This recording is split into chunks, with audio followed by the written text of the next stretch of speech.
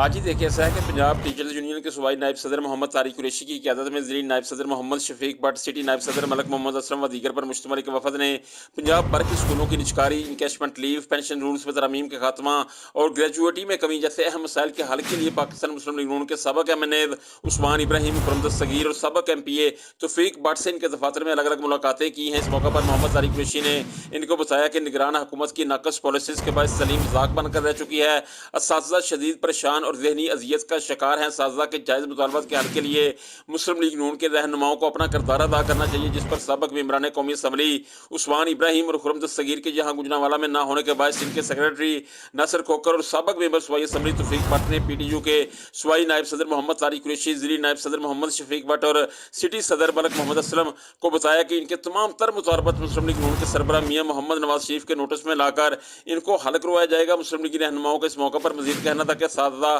انتہائی قابل احترام اور ان کے ماتھے کا جھومن ہیں۔ ہم سب اساتذہ کی دل سے قدر کرتے ہیں۔ قوموں کی تعمیر و ترقی میں اساتذہ کا بنیادی کردار ہے۔ مسلم لیگی رہنماؤں نے پی ٹی یو کے صوبائی نائب صدر محمد طارق قریشی اور ان کے ساتھیوں کی اساتذہ کے مسائل کے حل کے لیے ہمہ وقت کاوشوں اور ان کی ترجمانی کرنے پر ان کو بھرپور خراج تحسین بھی پیش کیا، جبکہ دوسری جانب محمد طارق قریشی نے ایک بار پھر اساتذہ کی بھرپور ترجمانی کے عزم کا اظہار کرتے ہوئے کہا کہ وہ اپنے ساتھیوں کے ہمراہ اساتذہ کے جائز بنیادی قانونی اور آئینی حقوق کے حصول کے لیے ڈنکے کی چوٹ پر آواز بلند کرتے رہیں گے، چاہے اس کے لیے ان کو کوئی بھی قربانی دینا پڑی، گریز نہیں کیا جائے گا۔ جی